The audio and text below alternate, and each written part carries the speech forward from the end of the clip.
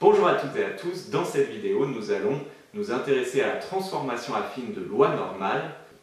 Si vous avez x qui suit une loi normale d'espérance mu et de variance sigma carré, alors x étoile qui est x moins mu sur sigma suit une loi normale centrée réduite.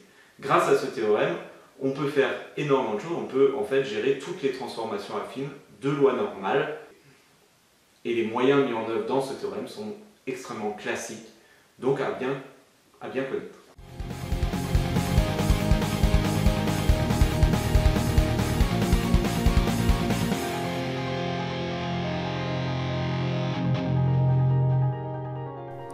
Alors nous allons démontrer dans cette vidéo un résultat extrêmement important sur la loi normale, à savoir le fait que n'importe quelle loi normale que l'on transforme de manière affine reste une loi normale. On va juste changer les paramètres de l'espérance et de la variance. Et pour connaître ces paramètres, eh bien, il suffit de calculer l'espérance et la variance, comme on sait calculer l'espérance d'une transformation affine et la variance d'une transformation affine, il n'y a pas de problème normalement. Alors on va profiter du fait que ça soit un si et seulement si, les deux démonstrations sont les mêmes, mais pour utiliser justement deux méthodes du cours. Une première méthode qui est normalement celle que vous devez utiliser le plus souvent pour démontrer cela. Donc on va partir d'une variable aléatoire x qui suit une loi normale de paramètres mu et sigma carré, et on va essayer de déterminer que x étoile suit une loi normale 0,1. Pour cela, on calcule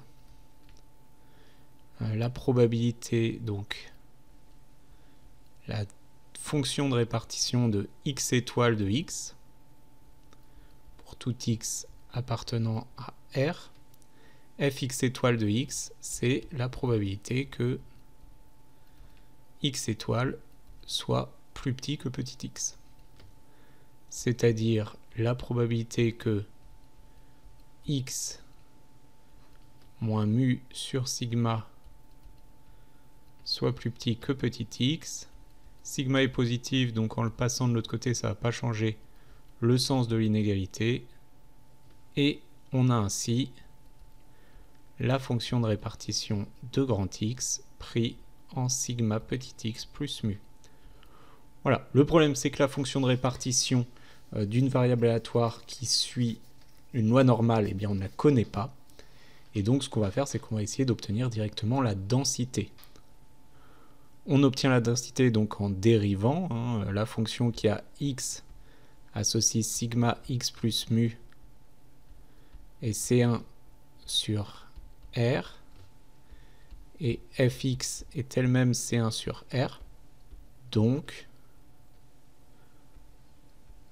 fx étoile de petit x, c'est sigma, la dérivée de ce qu'il y a à l'intérieur, fois la dérivée de fx' pris en sigma x plus mu.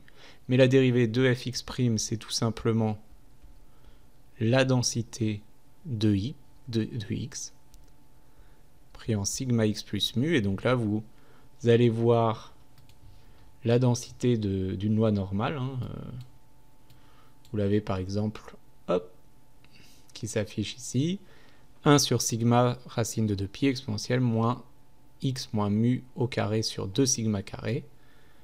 Donc allons-y, c'est égal à sigma fois 1 sur sigma racine de 2pi. On voit que les sigma vont pouvoir se simplifier tranquillement. Exponentielle de moins,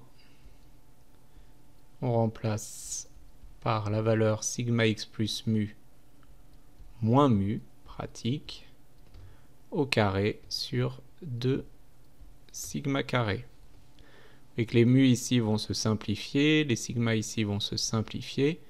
Il va nous rester 1 sur racine de 2pi, exponentielle de moins sigma carré x carré sur 2 sigma carré. On va pouvoir simplifier les sigma carrés, et il va rester donc 1 sur racine de 2pi exponentielle de moins x carré sur 2. ceci c'est la densité d'une loi normale. On l'a montré pour tout x réel, hein, je le rappelle ici. Donc x étoile suit une loi normale de paramètres 0, 1. C'est la densité d'une loi normale centrée réduite.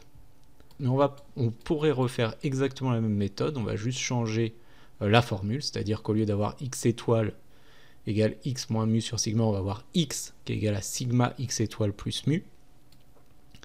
Et en fait ici, je vais utiliser directement le théorème de transformation affine. Celui qui est ici.